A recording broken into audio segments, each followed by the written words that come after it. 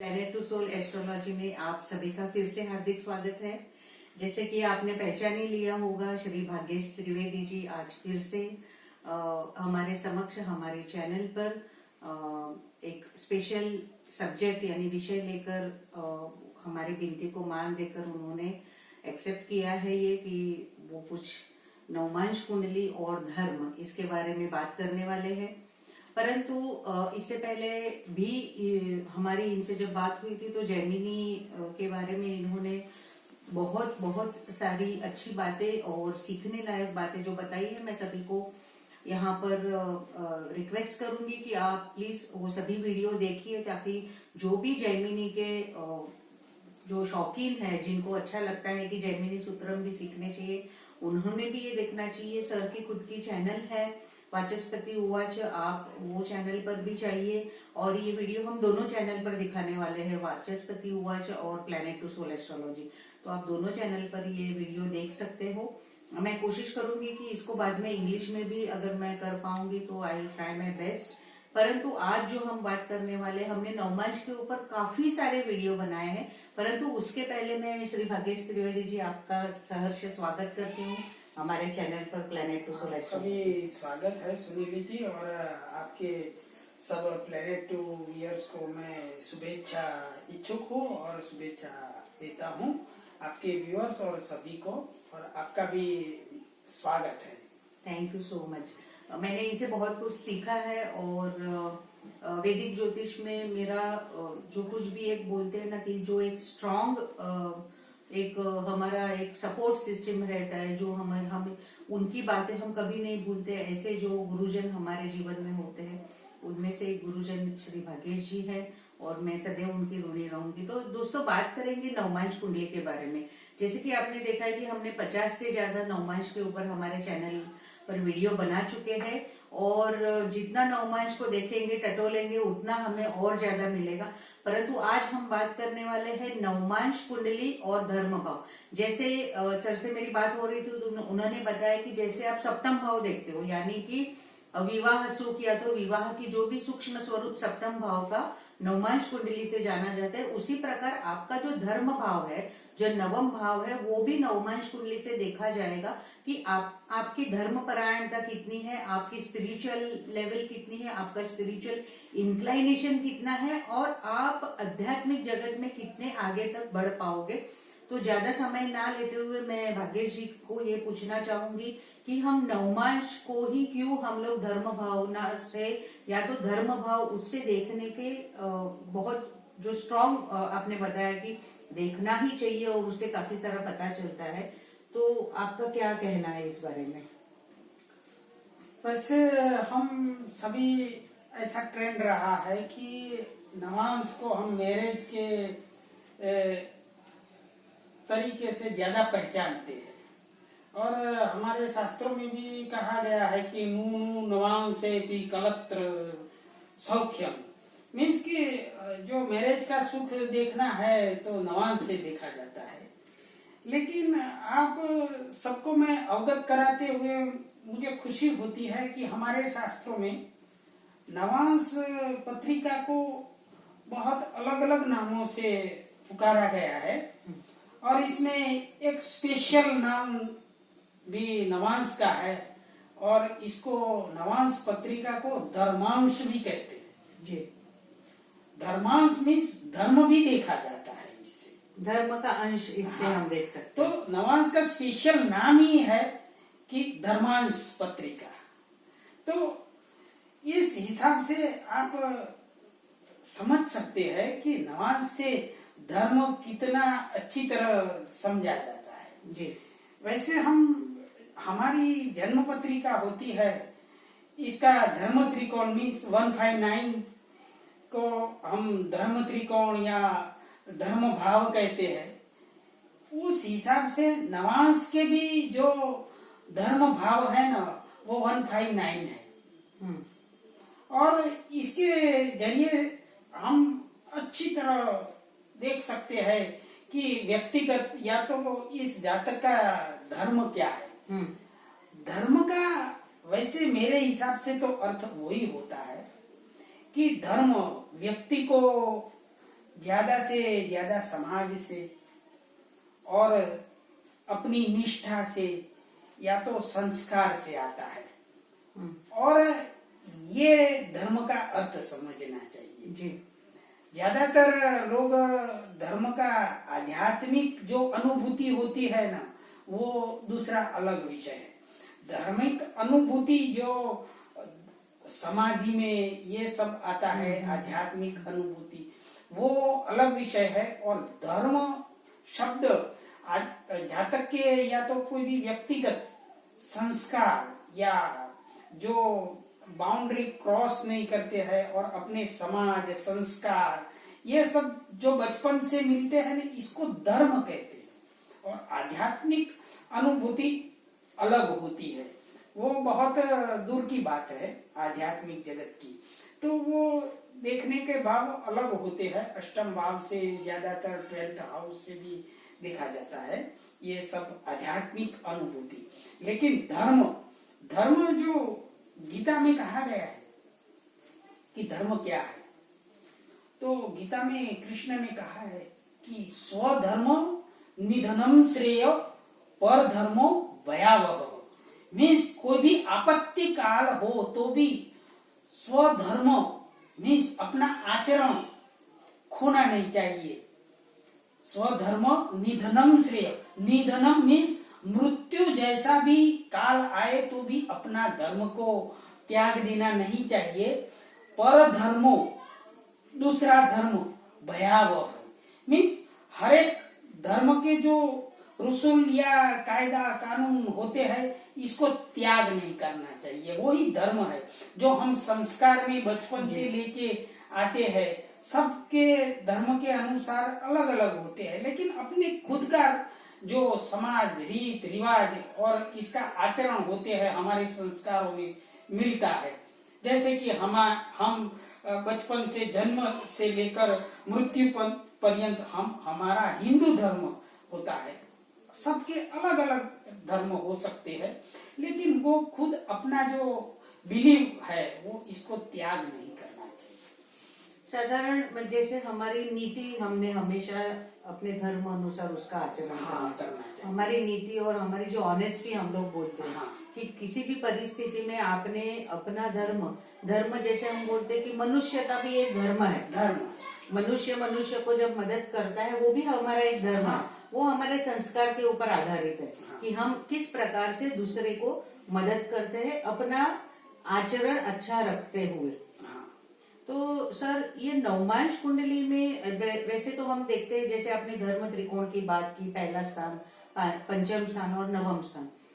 तो नवम स्थान जो है हम धर्म स्थान मानते हैं क्योंकि वहां धनु राशि भी आती है काल पुरुष की कुंडली अनुसार, और उसे धर्म स्थान भी कहा गया है और धर्म त्रिकोण का भी स्थान कहा गया और नवम स्थान और भाग्य स्थान है। तो नवमेश की स्थिति या तो नवमांश के नवम भाव की स्थिति, इस दोनों में सर क्या अंतर है और किस प्रकार से हमने जज करना चाहिए? कि जैसे आपने एक धर्म की बात की कि आचरण से हमारा धर्म तय होता है कि हम जो संस्कार में पले बड़े हैं वो संस्कार हमने कभी नहीं छोड़ने, मूलतः उसका मतलब ये है। परंतु कई लोग सर ऐसे हैं कि जो धर्म परायण होते हुए भी मटेरियल लाइफ में जीते हैं, और कई लोग ऐसे होते हैं सर कि जो डीप मेडिटेशन में यानी कि आध्यात्मिक जगत में जिन्होंने बहुत सारा नाम कमाने से ज्यादा मैं ऐसा बोलूंगी कि उन्होंने इतनी अनुभूति की प्राप्तियां की है। ऐसे कई लोग, जैसे हम रामकृष्ण परमहंस जी की बात करेंगे, या तो फिर इस तरीके के लोग जैसे रविंद्रनाथ टैगोर, हम बोलेंगे उनको कोई सिद्धि प्राप्त नहीं थी, परंतु वो हमेशा हम उनको एक संत की तरह ही हमको उनके प्रति आदर भाव है। आचरण धार्मिक था उनका, भले वो कोई मेडिटेशन नहीं करते थे, लेकिन आज भी हम उनको उसी नजर से हम उसको आदर भाव करते हैं। तो सर ये आध्यात्मिकता की ओर जो व्यक्ति को लेके जाता है, या तो कई सारी सिद्धियां कई बार प्राप्त होती है, तो उसको हम नवमांश से कैसे जोड़ सकते हैं सर? वैसे देखा जाए तो मैंने आपको बताया कि पूरी जो नवमांश पत्रिका के 12 भाव है और इसको मिलाकर हम बोलते हैं कि ये नवमांश पत्रिका है जी। तो नवमांश पत्रिका ही धर्मांश बोलते हैं, मीन्स वो धर्म पत्रिका ही है। और हर एक भाव का पहलू अलग अलग होता है।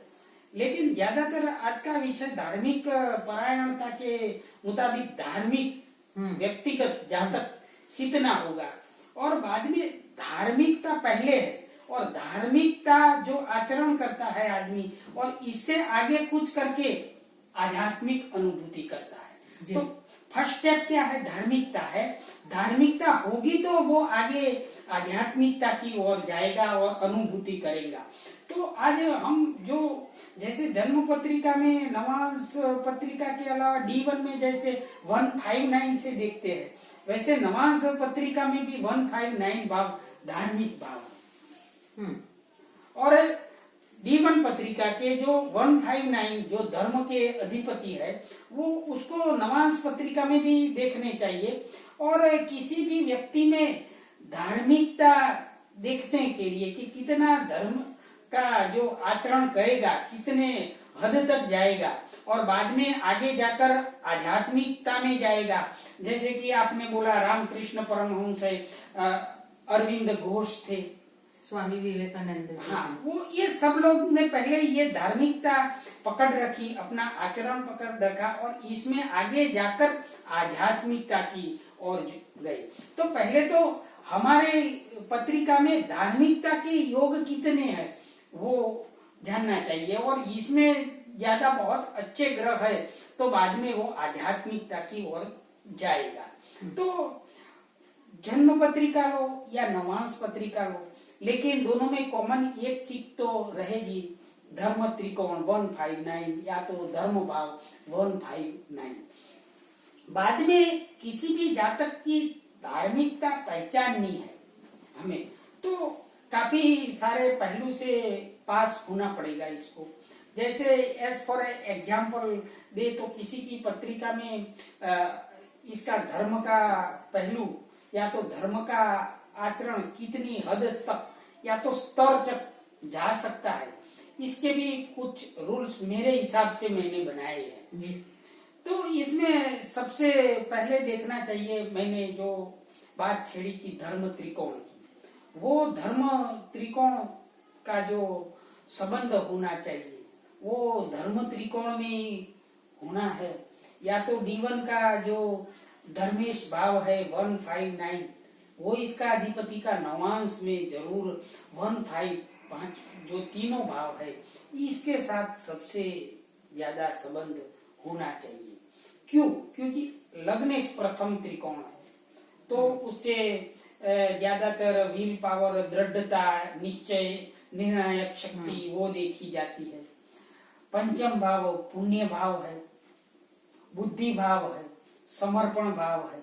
तो इसे ये पंचम भाव का अधिपति नवांश में क्या त्रिकोण स्थान में परिस्थिति क्या है 159 में वो देखी जाएगी।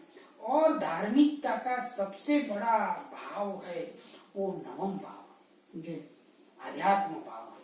और इसका कनेक्शन नवम भाव में त्रिकोण स्थान में जो 159 में जरूर होना चाहिए, वो एक पहली आवश्यक शर्त है। जैसे कि सर अभी समझो किसी का समझो वृषभ लग्न बन रहा है, तो ये 2, 6, 10 उनका धर्म त्रिकोण बन जाएगा D1 चार्ट में। तो आपका ये कहना है कि हमने शुक्र और बुध के अलावा शनि जो नवम भाव का स्वामी है मुख्य, वो शनि की पोजीशन नवमांश कुंडली में देखना अधिक जरूरी बन कोई भी लग्न हो जी, कोई भी लग्न हो जी, इसके जो त्रिकोण स्थान के अधिपति है D1 के, इसका नवांश पत्रिका में 159 तीनों भावों में प्रथम भाव, पंचम भाव और नवम भाव में बैठना जरूरी है। अच्छा, मतलब कि D1 के जो धर्म त्रिकोण के स्वामी है, अगर नवमांश कुंडली में वह धर्म त्रिकोण में जाकर बैठते हैं, वो आवश्यक शर्त है पहली। अच्छा, तो ये जातक की जरूर धार्मिकता आगे जाकर बढ़ेगी।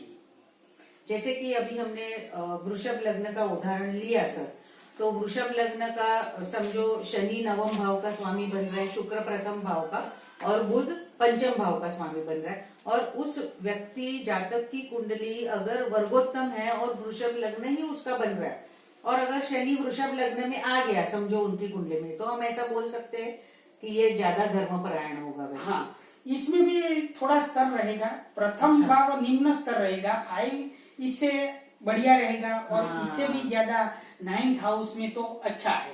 और ये तीनों भावों में नहीं हो, धर्म त्रिकोण में, तो भी केंद्र स्थान में हो तो जी जी जी समाज में रहकर भी आदमी धार्मिकता रह सकता है। रह सकते हैं। पूर्ण धार्मिकता तो त्रिकोण स्थानों में ही आएगी। लेकिन सपोज किसी का, आपने बताया वृषभ लग्न है और 9वें इनका शनि हुआ, और शनि अगर जो इसका लग्न है इसमें 5th हाउस में जी। या तो 9th हाउस में नहीं रहेगा, लेकिन सपोज कि केंद्र में हो तो भी अच्छा रहेगा।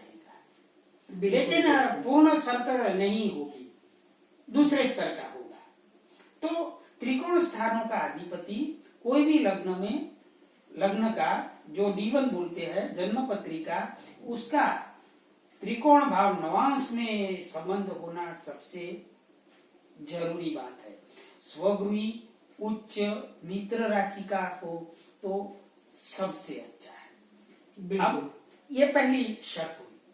दूसरी बात ये होगी कि इसमें किसी की भी पत्रिका में शुक्र का भी ये भोग विलास ये सबका कारक जी। तो शुक्र का बली होना, इसका मतलब ये वासना से संबंध नहीं होता है। शुक्र का इस पर, चाहे शुक्र उच्च का हो, लेकिन इस पर दूषित असर होनी चाहिए, अशुभ प्रभाव होना चाहिए, समझे। शुक्र किसी का उच्च का हो तो शुक्र दोनों प्रकार से कारकत्व देता है, वासना और विलासिता। लेकिन ज्यादातर शुक्र है वो किसी का नीच का, कन्या राशि का होगा तो क्षुद्र विचार देगी, और शुक्र उच्च का होगा तो विलासिता हो सकती है, वासना नहीं हो सकती है। तो शुक्र को पहले अच्छी तरह समझना चाहिए किसी की पत्रिका में, और केवल इसको वासना और विलासिता की नजर से नहीं देखना चाहिए। शुक्र पर अशुभ प्रभाव होना चाहिए ताकि इसमें वासना और विलासिता में अड़चने, बाधाएं आए, और क्या आध्यात्मिकता, धर्मता की और भी विचार इसके रहे, सोच रहे। तो शुक्र का भी नेक्स्ट इंपॉर्टेंट है। तीसरी बात मानसिकता की बात होती है, तो चंद्रमा को जरूर देखना चाहिए। चंद्रमा मानसिकता का द्योतक ग्रह है, इसलिए मानसिकता कैसी रहनी चाहिए, धार्मिक आचरण, आध्यात्मिकता की, और जो पत्रिका आध्यात्मिक और धार्मिक लोगों की मैंने देखी है, इसमें देखा है कि चंद्र पर पाप प्रभाव होना जरूरी है। चंद्र फुल मून हो लेकिन फ्री नहीं होना चाहिए। फ्री मीन्स सोच इतनी हो कि भौतिकता की ओर बढ़ाए, इसलिए मन पर पाप प्रभाव हो, ज्यादा जिंदगी में कष्ट आएंगे, तब ये धर्म का आचरण की कसौटी होगी और धार्मिकता में डटा रहेगा, दृढ़ता रहेगी। तो चंद्रमा का खास तौर पर मैंने जो पत्रिकाएं देखी है, इसमें चंद्र का मंगल या तो शनि का जरूर प्रभाव होना चाहिए। जैसे कि चंद्र और शनि के संबंध है तो मंगल की दृष्टि बनी रहे जी, या तो चंद्रमा और मंगल का संबंध हो लेकिन शनि का अशुभ प्रभाव इस पर जरूर होना चाहिए। यहाँ अशुभ प्रभाव में एक ध्यान मैंने खास तौर पर अभ्यास में देखा है कि चंद्र का राहु के साथ संबंध नहीं होना चाहिए, क्योंकि चंद्र राहु से नरी भौतिकता ही जैसी मानसिकता रहती है। तो अशुभ प्रभाव में चंद्र की जो है, इस पर शनि और मंगल दोनों ग्रहों का प्रभाव होना चाहिए अशुभ प्रभावों में जी। ये एक नजरिया रखना चाहिए किसी भी जातक की पत्रिका में जब धार्मिकता देखते हो तब। और चंद्रमा मानसिकता का कारक है, तो जैसे हमने नवांश पत्रिका में भी 159 लिया, हम्म, जन्म पत्रिका में भी धर्म त्रिकोण लिया 159। तो यहाँ खास याद रखने की बात है चंद्र की मानसिकता से कि नवम भाव बलवान होना चाहिए, क्योंकि वो ज्यादातर बलवत्ता आध्यात्मिकता और धर्म आचरण में देता है। तो चंद्र से नवम स्थान है ना, वो जरूरी बहुत शुभ होना चाहिए और नवांश में इसका धर्म त्रिकोण 159 में संबंध होना जरूरी है। ये सब बातें किसी भी जातक की धार्मिकता पर दृष्टि रखने के लिए ये सब बातें जरूरी पॉइंट्स या तो रूल्स देखने चाहिए। और किसी भी जो बड़े धार्मिक या आध्यात्मिक प्रगति करने वाले की पत्रिका में ये सब जो मैंने 4-5 पॉइंट्स किए वो जरूर आपको नजर आएंगे। जैसे कि मैं एक एग्जाम्पल आपके सामने पेश करूं कि माँ आनंदमयी थी, वो धार्मिकता में आगे बढ़कर बहुत समाधि तक आगे बढ़ गई, आध्यात्मिक अनुभूति इनको हुई थी। तो इसकी पत्रिका में आप ये सब हमने धार्मिकता के बारे में देखे, वो नवांश पत्रिका में आप देखेंगे तो आपको जरूर योग मिलेंगे। जैसे कि आपको नोट करने के लिए और हमारे जो व्यूअर्स है वो अपनी तरह से वो पत्रिका को समझ सके, इसलिए ये जन्म समय नोट कर ले कि 1 मई 1896 और सुबह के 3:01 का जन्म समय है इनका और 4 डिग्री का लग्न है। सो इसका मीन लग्न आता है और मीन लग्न में ही शुक्र है, उच्च का शुक्र है, उच्च का शुक्र है। तो यहाँ वासना नहीं देता है, विलासिता देता है ये शुक्र, इसका द्योतक है। बाद में इसकी पत्रिका में देखा जाए तो दूसरे स्थान में सूर्य उच्च का है, आत्मा का कारक, जो आत्मकारक सूर्य उच्च का है।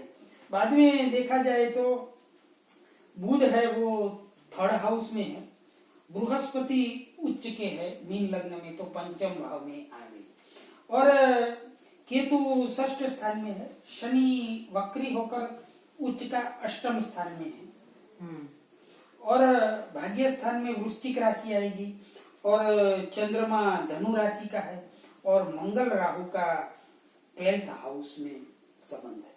तो यहाँ पहले हम देखेंगे कि इसके धर्म त्रिकोण तो 159 तो कितने बहुत ही शुभ हुए हैं, देखते ही पता चल जाता है कि ये आध्यात्मिकता का और ही रुख रहेगा, धार्मिक का बहुत अच्छा आचरण रहेगा। क्योंकि देखिए आप लग्न तो शुद्ध हुआ, प्रथम जो हमारी उच्च का शुक्र हुआ, 5th भाव तो इसमें गुरु उच्च का है, और जो 9th भाव है इसमें वृश्चिक राशि है, इसका सीधा कनेक्शन 12th हाउस के साथ है। अब हमने कहा था कि नवांश पत्रिका जो धर्मांश पत्रिका कही जाती है, इनमें ये सब शर्तें है वो पूरी होती है कि नहीं, ये हम चर्चा के विषय में रखेंगे। तो 4 डिग्री का जो लग्न है मीन लग्न, तो स्वाभाविक है कि इसका सिंह लग्न ही आएगा, और सिंह लग्न में इनका सूर्य गुरु कन्या राशि के है, राहु 5th स्थान में है, बुध मकर राशि में है, शुक्र वंश के वर्गोत्तम होता है और 8th स्थान में है। बाद में मंगल स्वगृही है मेष राशि का, और शनि चंद्र 10th स्थान में है, और केतु 11th हाउस में है। तो अब B1 के धर्म त्रिकोण के स्वामी नवांश में इसका प्लेसिंग देखना पड़ेगा।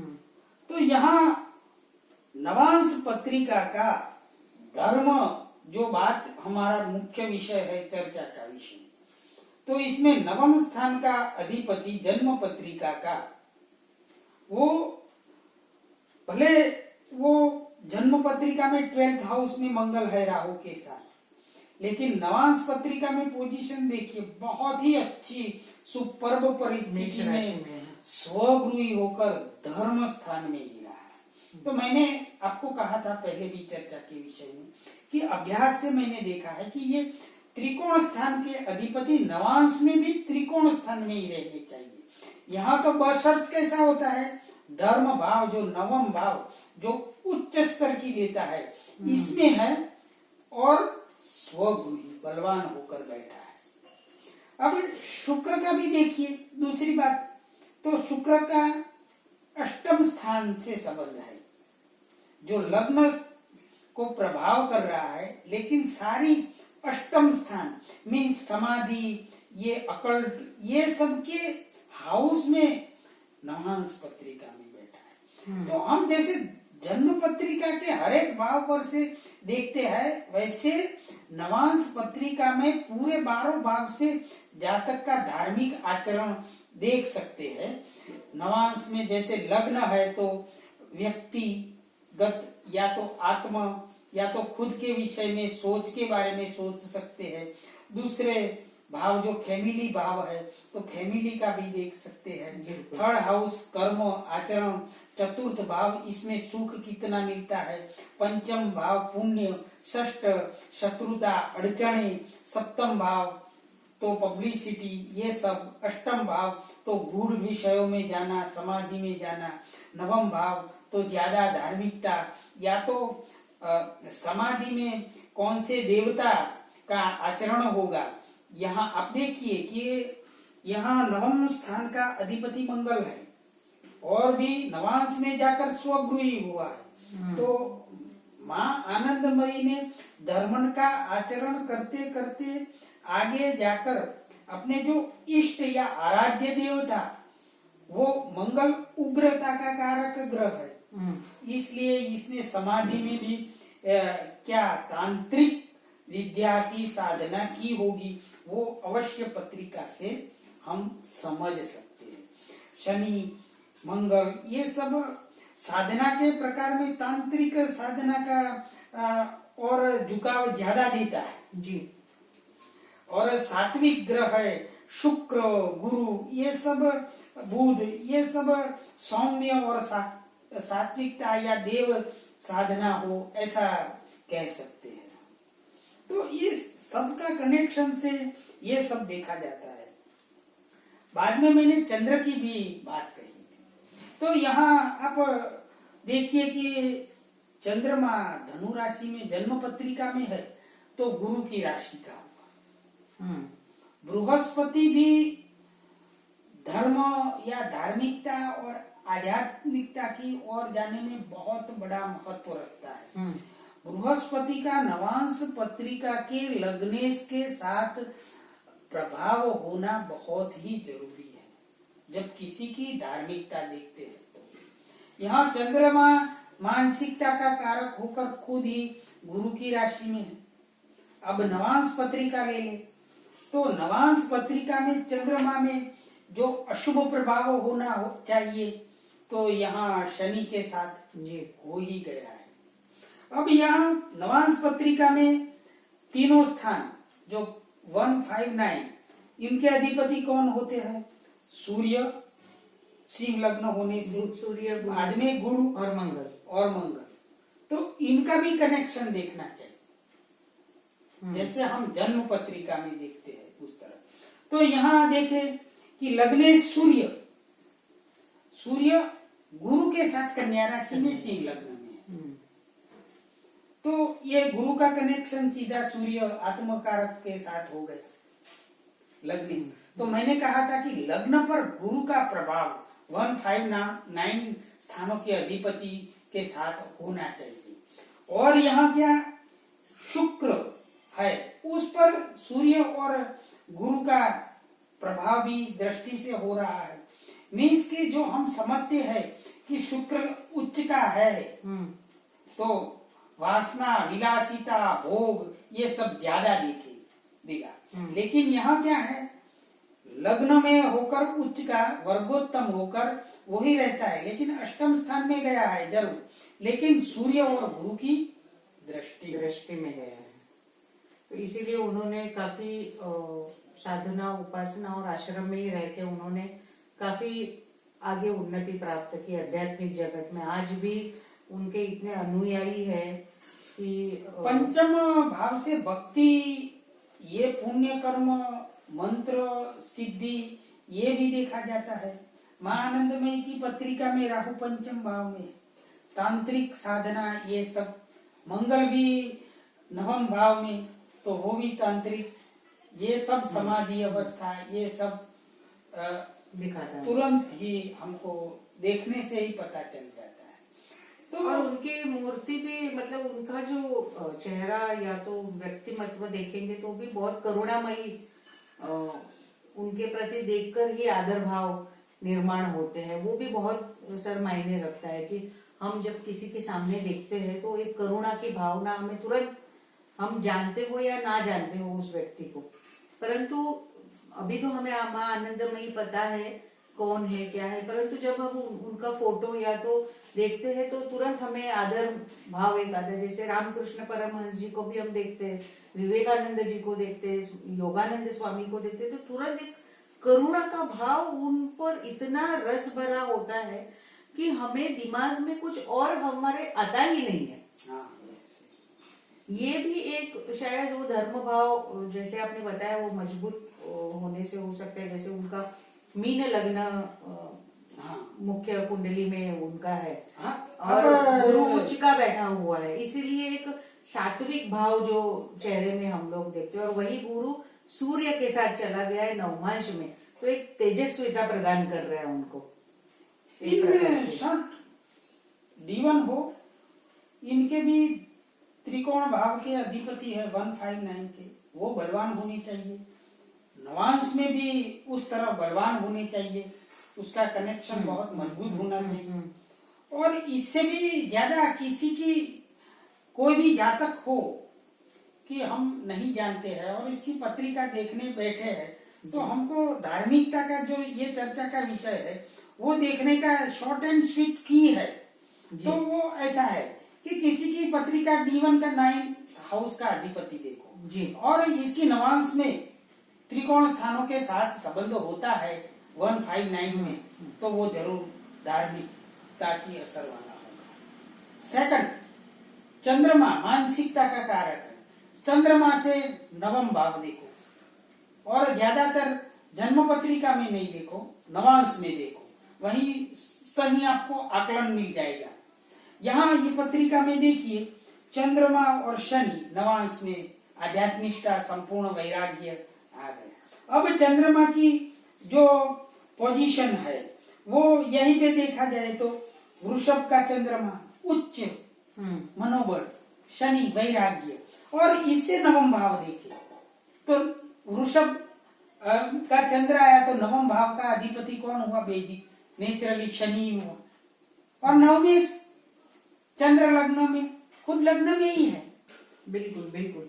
D1 का 9 हाउस का अधिपति देखा जाए तो मंगल हुआ, और वो कहा नवम भाव में ही है, नवांश में, और स्वगुरु हुआ है। तो ज्यादातर कोई भी जजमेंट लेना है, जो व्यूअर्स को बता रहा हूं, तो नवम भाव का अधिपति दोनों पत्रिकाओं का, जन्म पत्रिका का और नवांश पत्रिका का सही स्ट्रॉन्ग पोजीशन में होना चाहिए कनेक्शन। और बाद में मानसिकता के लिए चंद्रमा का प्रभाव, जो मैंने शनि मंगल का कनेक्शन प्रभाव बताया, वो होना जरूरी है। कष्ट होगा तो ही आध्यात्मिकता, और दुख में से ही आध्यात्मिकता, धर्म की और आचरण रहेगा।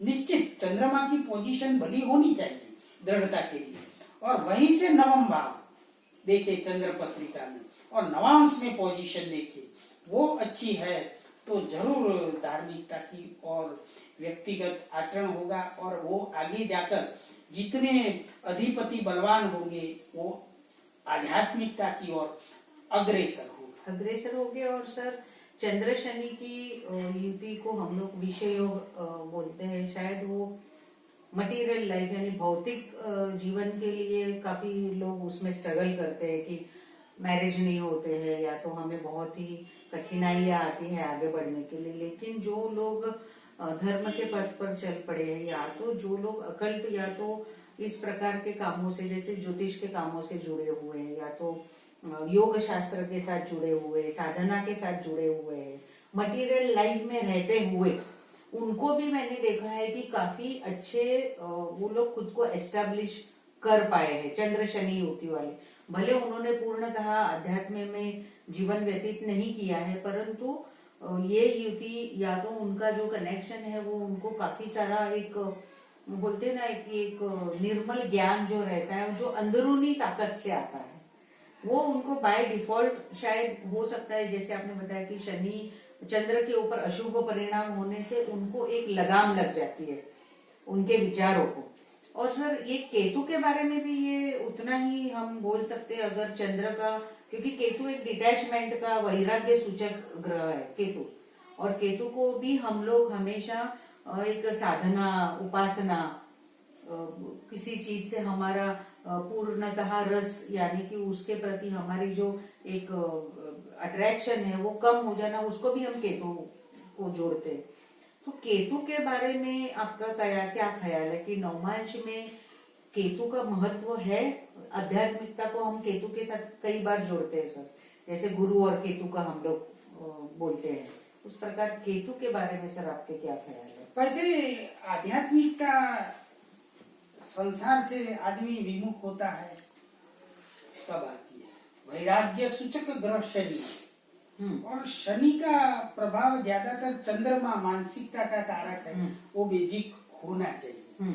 अब केतु का आपने कहा, वो केतु के बारे में सब ग्रहों में एक गुप्त सूत्र है जी, कि केतु जो ग्रह के साथ बैठता है वो ग्रह की शक्ति को 5 गुना बढ़ा देता है। बिल्कुल। तो जो इसका कारकत्व होता है, सपोज कि बुध के साथ बैठा, गुरु के साथ बैठा, तो सब ग्रहों का जो कारकत्व होता है ना, उसको 5 गुना बढ़ा देता है, अपनी ताकत उसको देता है। हाँ। केतु। हाँ, तो यहाँ जैसे हम लोग गिनते हैं कि गुरु धार्मिकता का कारक है, तो इसके साथ केतु बैठता है तो ये धार्मिकता 5 गुनी बढ़ा देता है। और सो गुरु और केतु की आध्यात्मिकता या धार्मिकता का कनेक्शन ये युति के साथ माना गया है, इसीलिए माना गया है कि केतु शक्ति प्रदान करता है, ऊर्जा का स्तोत्र है, इसलिए। तो यहाँ चंद्रमा जो मानसिकता जो बेसिकली होगी, इसके साथ केतु बैठा होगा तो इसकी चंद्रमा की ताकत 5 गुनी मानसिक ताकत बढ़ा देगा। लेकिन बेसिकली कौन सी राशि में है और कौन से प्रभाव में है, वैसे चंद्र केतु की युति काम करेगी। उसी प्रकार शनि चंद्र की युति भी उसी प्रकार से काम करेगी। तो यहाँ चंद्र केतु की युति है, वो नवांश में पोजीशन कैसी चंद्र और केतु की बनती है, इस पर ज्यादा निर्भर रहेगा। तो आध्यात्मिक राशियों में चंद्र केतु की युति पर भी आध्यात्मिकता में शनि मंगल का ऑब्स्टेकल या तो अशुभ प्रभाव होना जरूरी है। मंगल ऊर्जा देता है, काम करने की ताकत देता है, जो जो विषय हो इसमें, और शनि इसमें इसको सही सोच देता है, वैराग्य देता है। बिल्कुल बिल्कुल, बहुत बहुत सुंदर आपने विवरण किया है। मैं आशा रखती हूँ कि हमारे व्यूअर्स को ये काफी पसंद आएगा वीडियो, और कुछ भी हम सीख पाए, जितना हमें धर्म के बारे में, जैसे हम भौतिक जीवन के बारे में पूछते रहते हैं, लेकिन आजकल काफी सारे लोग सर स्पिरिचुअलिटी में भी बहुत सारा इंटरेस्ट रखते हैं, धर्म में भी बहुत सारा इंटरेस्ट रखते हैं, तो उनके लिए बहुत ही अच्छा एक आपने जो रूल्स बताए हैं, प्रिंसिपल्स बताए हैं, वो उनको जरूर काम में लगेंगे। मैं आशा रखती हूँ कि आप फिर से जैसे ही मौका मिलेगा हम कोई और विषय लेके सर के साथ जरूर आएंगे। और सर हमारे चैनल पर आने के लिए आपका बहुत बहुत धन्यवाद, और इसी प्रकार आपका स्नेह बना रहे हमारे चैनल के साथ, हमारे साथ, और इसी प्रकार आपका आशीर्वाद रहे। मेरी आपके चैनल और सबके व्यूअर्स को ऐसा मैं आशीर्वाद और शुभेच्छा देता हूँ। आप सभी इसमें जुड़े रहे और इसमें बहुत बहुत आपका ज्योतिष का ज्ञान अर्जित होगा, और सभी दर्शकों को मेरी शुभकामनाएं देता हूँ। धन्यवाद धन्यवाद।